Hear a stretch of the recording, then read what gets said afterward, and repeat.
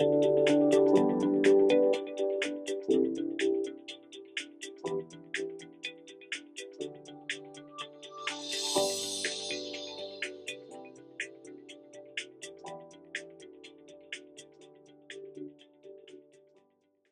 with us My pleasure. today.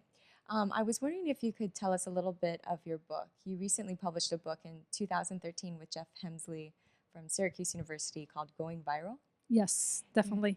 So it really started with the election, with the 2008 election at the United States. And we noticed that the videos that were out there had an impact. And we kind of like started to ask ourselves, okay, what does make a particular video, what an impact does a particular video does, and how something becomes viral. And then we figured out, okay, can we read all the literature about virality? We started to look at the virality literature, and we found out that there was not a lot of conceptual frameworks and conceptual theories, and this is where we entered. And we started by defining the word virality. Would you like to hear it? I would love to hear it, please.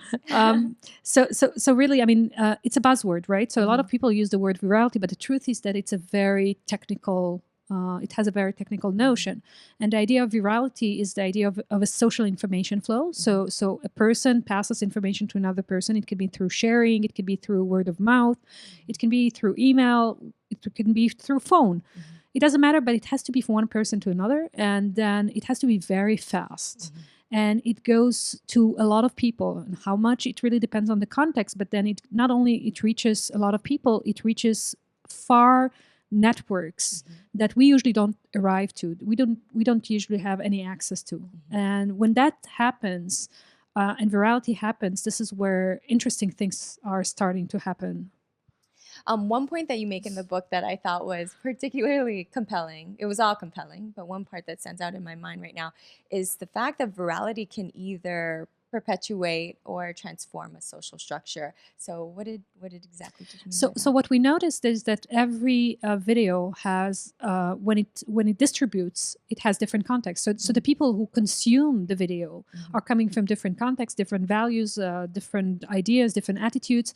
And so if you look at the Gangnam Style video as an example, which was one of the most successful videos in the world, when it became viral, it was in Korean. So people did not really understand the message. And when you look at it, you don't really see what message it gives you. And in fact, what it did is it perpetuated the idea of gender inequality. So you saw the women in that video in a very low kind of strata. They're sex objects, basically. Very sex object, like they don't have any role in society. And so kids who saw that, and this is the first consumer of the video, and we know that kids between the age of 13 and 18 basically love this video, not because they saw the message of women being, I would say, in a way, in a patriarchal society. What they saw is like, oh, it's a beautiful dance. Let's share it. Let's be cool. And so in a way that perpetuated the values of patriarchy, that perpetuated the values of inequalities with women. But the truth is that if you understand Korean, you would understand that this is a critique. It's a critique against a whole neighborhood that's called Gangnam, and it's a critique against the way that they are behaving to those women. So in other words, what we're trying to say is that you really have to understand that every video, once it goes out to so many millions of people, you don't know how it's going to impact them. It can impact both sides. You want to transform people, but it can also perpetuate different values. Especially with the affordances of technology, which you talk about, the way that we're able to spread media, but then put our own stamp on it and reframe it.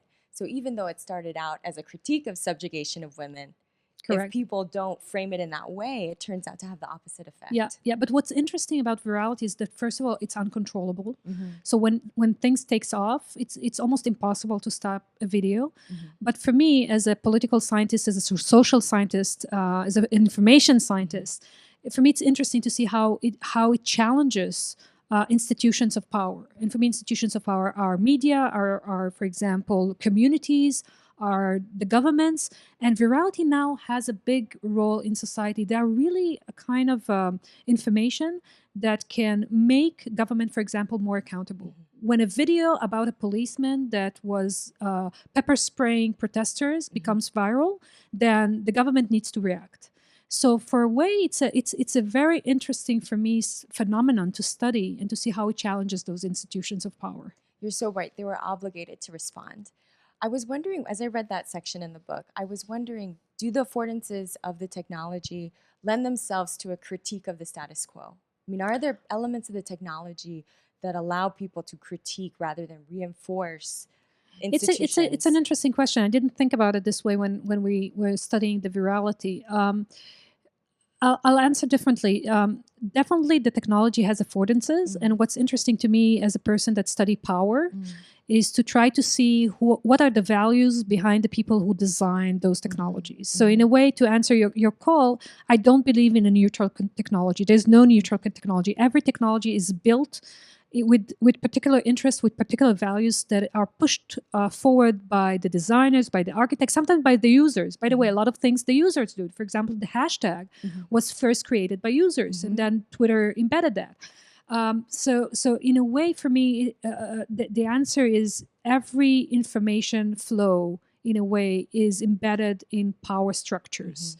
And so same thing for virality. What's interesting about virality is because it's uncontrollable, sometimes it can challenge the usual information flows. It's when it becomes interesting. Yeah, what came to mind when I was reading about this, and you're saying that in there that virality tends to challenge institutions. I was thinking about Dana Boyd's affordances, and a couple of them I remember besides spreadability were replicability and searchability. Searchability and reviewability. See? And so, yes. And so I was thinking, like, for example, technology like Snapchat, where you cannot review what the government has posted in the past, is going to be very different. But then I go back to Manuel Castel, right? For every power, you have counter power. For every technology that happens, you have counter technology that makes the opposite. So in a way, it's what for me is fascinating is to uncover the whole power dynamics that is behind the scene. And there are a lot. It happens in the architecture, it happens in the dynamics, and sometimes we just don't really notice it. So I was wondering if since 2013, we're just talking about technological affordances and things like that, have you noticed anything different about virality with any of the new technologies? I'm just going to throw some. That's a fascinating question. Rise of Instagram, rise of, Yik Yak. Anonymity. Yeah, Instagram, and we have the Viber, and we have so it's interesting in Europe, and I'm coming from Israel, and in Europe, WhatsApp is a very popular application. In America, it's less. I mean, in the United States, and WhatsApp today in Israel and in Europe is the first platform that circumvents traditional media. So, for example, we had a case in Israel where three teenagers were kidnapped and murdered. And the media was forced not to say anything until it was censored by the government until they find the people who did that and the bodies. And there was a big quest for this thing. And when they found it, the people who found it in the area started to pass the information via WhatsApp. After like an hour, I think all the country and most of the country knew about it. So by the time that the traditional media, and they couldn't say anything, of course, only at night, like 5 hours later, they came and they discovered this thing. It was ridiculous. It didn't have any point because it already was viral through the WhatsApp. So in a way, I think if I'm looking at new applications, they're much faster. So it's becoming, I think the speed and the reach is becoming faster and to a larger extent to more people and more networks. I see. Okay. Because I think about the example you have in the book, the Osama bin Laden book, and how it was first leaked out through Twitter. So it was 5,000 tweets per second that it distributed. But again, when I think so the Osama is an example. But virality is not new. I mean, we had virality in the past. It was just more slowly. So the speed at which it's happening is quickening. Yeah, which again, it's part of the challenging of institutions and governments because everything happens so fast and they need to react fast. And those institutions, they don't know how to react fast. I mean, their DNA is embedded in let's think, let's make a process of decision making, and let's then figure out what we are basically saying, how accountable we are, what we should update the citizens, blah, blah, blah. And the truth is that virality for the first time forces governments to act fast. And that's and not always normatively the outcome is good, right? I mean, I gave the example of the policeman. After the policeman sprayed the protesters, the head of the police had to resign. But more interestingly, all the guidelines for protest at the UC system were changed. But sometimes it's the opposite. After the WikiLeaks, all the guidelines of all the embassies were actually created to close the information. So in a way, it was a boomerang to close whatever all the connection between the embassies. So that was a bad situation for a person that is, an ambassador of transparency. So it depends. That's one of the reasons why I really enjoyed the book, is because it doesn't say that virality is good or bad. It asks under what circumstances could it be beneficial or harmful to society? How could it affect the dynamics? And I'm just going to ask you a question about your position on both sides of, you're both a researcher, but you also have a role in government. I was reading on I hope you don't mind, reading on your bio that you served as a member of a UN committee representing Israel on science and technology. And so, you are definitely a spokesperson, it sounds like, in Israel on this topic. So, and you also were in the eGov, heavily involved in the e-government track here at Hicks for years. So when you look at it from the government perspective, what kind of challenges do they face in this? So first of all, I don't work with governments. I look at it as a professional. So I'm a volunteer, and it's public activity. This is how I look at it. And so I give testimonies to the Knesset, to the parliament in Israel. I in a way, I represent Israel in different professional events. But I really believe in my public activity, and it ties with my research. I mean, so just to give a background, there is no meaning to my research if it's not part of my public activity.